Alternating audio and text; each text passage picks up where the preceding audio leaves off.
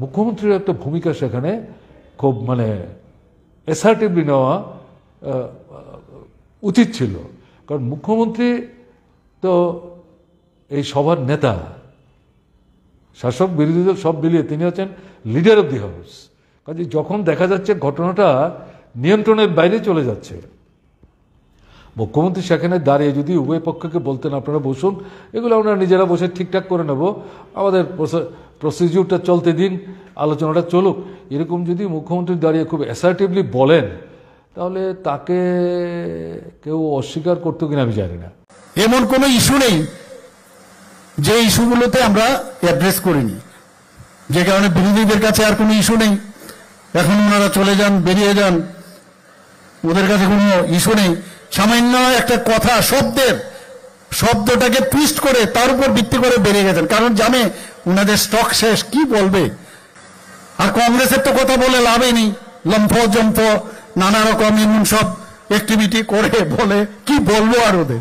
এই হচ্ছে রাজনীতি আমরা, এবং রাজনীতির সাথে সমাজ ব্যবস্থাও এর সাথে যুক্ত। এদের কারণে সমাজে অনেক ক্ষতি হয়েছে।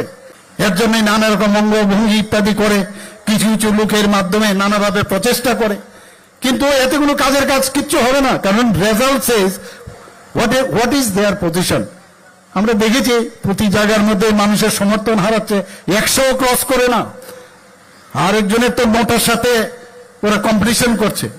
তো সেই অবস্থার মধ্যে এদের কথার এখন কোনো মানুষ কোনো অবস্থায় গ্রহণ করেন না। আমি অবাক হই যে কি রাজনীতি, কি সমাজ ব্যবস্থা ওরা চেয়েছিল। মুখ্যমন্ত্রীর একটা ভূমিকা সেখানে খুব অ্যাসার্টিভলি নেওয়া উচিত ছিল। কারণ মুখ্যমন্ত্রী তো এই সবার নেতা, শাসক বিরোধী দল সব মিলিয়ে তিনি হচ্ছেন লিডার অব দি হাউস।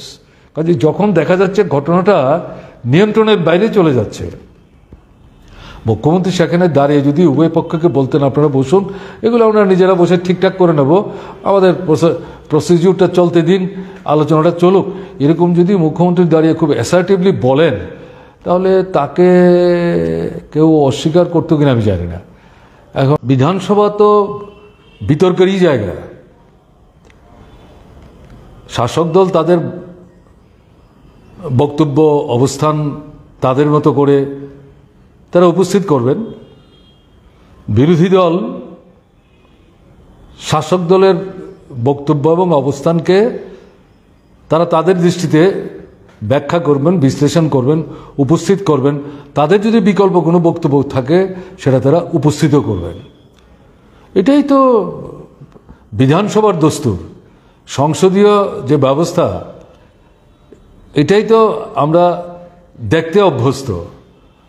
তো এরকম একটা জায়গায় আমি যেটা লক্ষ্য করলাম, পরিষদীয় মন্ত্রী শাসক দলের, তিনি সেখানে সবার সময় নির্ধারণ করছেন।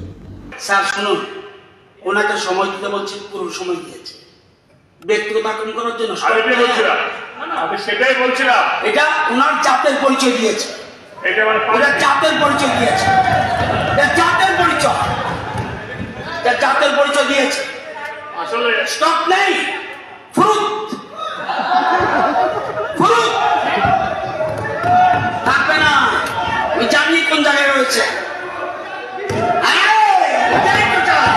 জাতের পরিচয়, জাতের পরিচয় দিচ্ছে,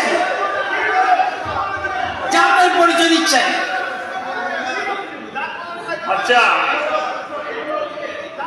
ঠিক আছে। এবং এতে বোধহয় দেখা গেল বিরোধী দলের নেতাকে 30 বা 35 মিনিটের বেশি বলা যাবে না, বা এটাই হচ্ছে তার সময়ের বিষয়টা, এরকম বলার চেষ্টা করেছেন। এ নিয়ে কিন্তু বিতর্কের সূত্রপাত। আমি তো এটা দেখে একটু স্তম্ভিত হয়েছি। এটা তো বিধানসভার রীতি না, পদ্ধতি না। যাই হোক, এ নিয়ে তর্ক বিতর্ক হতে হতে কোনো এক সময় দেখা গেল মাঝখানে বোধহয় এই মাইক টাইক বন্ধ টন্ধ করা টোরা, কাগজপত্র নিয়ে একটু হই হুল্লোড়ি, এই সময় গিয়ে বিরোধী দলের নেতাকে লক্ষ্যে রেখে এমন কিছু মন্তব্য পরিষদীয় মন্ত্রী করেছেন। একদম চুপ, মেলার মাঠে, একদম মেলার মাঠে,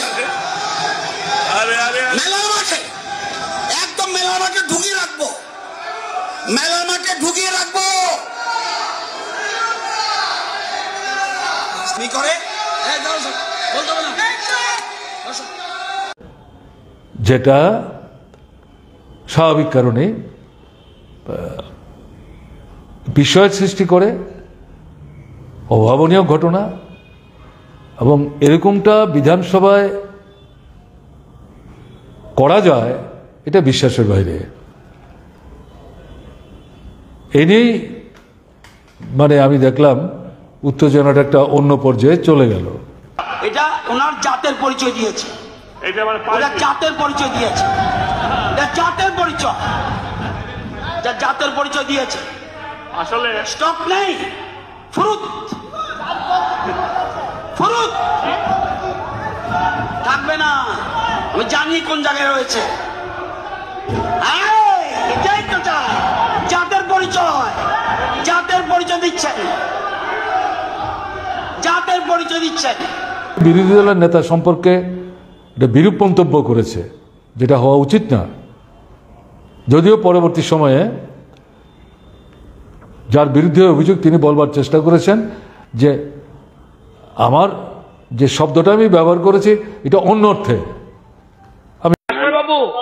মাস্টার বাবু, একটু আগে আমি জিতেন বাবুকে বলেছি আপনি আপনার কমিউনিস্টের জাত চিনিয়েছেন, আপনাকে এই জায়গা নেব না। আমি জিতেন বাবুকে বলেছিলাম কমিউনিস্টের জাত চিনিয়েছেন আপনি নিজেকে, আপনি ওই জায়গা নাই। কিন্তু আমি আরে ভাই আপনাকে আমি কমিউনিস্টের জাত চিনিয়েছেন উনি, আপনি অন্তত জায়গা থাকলে আপনি এবং সোলেন বাবুকে আমি অন্যভাবে দেখি। সেটা নিয়ে যাচ্ছে না, এটা আমার বিষয় না। এটা যার সম্পর্কে করেছেন, যারা ছিলেন তারা শুনেছেন, তারাই বিচার করবেন, আমি সেখানে যাচ্ছি না। কিন্তু দেখা গেল যে এটা পরবর্তী সময় একটা সেলফ ডিফেন্স নেওয়ার চেষ্টা হয়েছে। হাউবার এই সবটা প্রক্রিয়ায় তো স্পিকারের চোখের সামনেই হয়েছে। অধ্যক্ষের চেয়ার থেকে যে অধ্যক্ষের সামনে এই দুদিন ধরে ঘটনাটা ঘটে চলেছে, সেরকম একটা জায়গায় দাঁড়িয়ে অধ্যক্ষের চেয়ার থেকে এই যে সিদ্ধান্তটা, এটা অনভিপ্রেত অন্তত। এবং পরিস্থিতি অর্থাৎ স্পিকার সাহেবের নেওয়া যে অবস্থান, এই পরিস্থিতি বিরোধী দলকে বাধ্য করেছে যে এখানে বিধানসভায় তো কথাই বলা যাচ্ছে না, সময় দিতে চাইছে না, কথায় কথায় মাইক বন্ধ করে দিচ্ছে, সেখানে সংখ্যার জুড়ে দাবিয়ে রাখার চেষ্টা করছে, যার যেমন খুশি কথাবার্তা বলার চেষ্টা করছে, মন্তব্য বিরূপ মন্তব্য করার চেষ্টা করছে। এই সমস্ত বিষয়গুলি স্পিকার সাহেবের দেখা উচিত, কিন্তু তিনি তো কোনো ভূমিকা সেখানে সেভাবে নিচ্ছেন না, বরং তার অবস্থান এদেরকে পরোক্ষে উৎসাহিত করছে। তো এই বিধানসভার ভেতরে গিয়ে তো সেখানে মর্যাদা রক্ষা করে জনগণের প্রতিনিধিত্ব করার জন্য জনগণ যে আমাদের পাঠালো, সেই দায়িত্বটা পালন করাই তো কঠিন হয়ে যাচ্ছে। এবং সামগ্রিকভাবে যে ভূমিকা, তার প্রতিবাদ জানানো দরকার, তার পরিপ্রেক্ষিতে তারা এই সিদ্ধান্ত নিয়েছেন। এবং এটার জন্য তো আমার যা বাইরে থেকে যেটা মনে হচ্ছে, চেয়ারই তো দায়ী। স্পিকার যদি সেখানে সঠিক ভূমিকা নিতেন তাহলে এই ঘটনাটা ঘটতে পারত না। এবং এই জায়গাটাতে আমার নিজের যেটা মনে হয়েছে, মুখ্যমন্ত্রীর একটা ভূমিকা সেখানে খুব মানে অ্যাসার্টিভলি নেওয়া উচিত ছিল। কারণ মুখ্যমন্ত্রী তো এই সবার নেতা, শাসক বিরোধী দল সব মিলিয়ে তিনি হচ্ছেন লিডার অফ দি হাউস। কাজে যখন দেখা যাচ্ছে ঘটনাটা নিয়ন্ত্রণের বাইরে চলে যাচ্ছে, মুখ্যমন্ত্রী সেখানে দাঁড়িয়ে যদি উভয় পক্ষকে বলতেন আপনারা বসুন, এগুলো আমরা নিজেরা বসে ঠিকঠাক করে নেব, আমাদের প্রসিডিউরটা চলতে দিন, আলোচনাটা চলুক, এরকম যদি মুখ্যমন্ত্রী দাঁড়িয়ে খুব অ্যাসার্টিভলি বলেন, তাহলে তাকে কেউ অস্বীকার করতো কিনা আমি জানি। আবার আমার কাছে অদ্ভুত লাগে, আমি আহ্বান করলাম আসুন বসুন, তারপর বলুন। মানে সবসময় একটা নেগেটিভ টক করার যে একটা বিষয়, যে মুখ্যমন্ত্রীকে ধন্যবাদ যে উনি যে আমন্ত্রণ করেছেন, কিন্তু মনের থেকে করেছেন কিনা জানি না। অদ্ভুত, এই কি অদ্ভুত মানে বলা, তাহলে আমার মন খুলে আমার হৃদয় দেখিয়ে বলবো আসুন, আমার হৃদয় দেখে যান। মানে প্রতিটা কথার মধ্যে নেগেটিভ, এদের কারণে সমাজে অনেক ক্ষতি হয়েছে। তাতে আমরা মানে কোনো অবস্থায় যে অস্বচ্ছতা আমরা কোনো অবস্থায় কম্প্রোমাইজ করব না। এখন আমি লক্ষ্য করছিলাম এরকম কোনো অবস্থান তো মুখ্যমন্ত্রী নিয়েছেন, এরকম কোনো সংবাদ বা দৃষ্টান্ত চোখে পড়েনি, পত্রিকা তো আসেনি।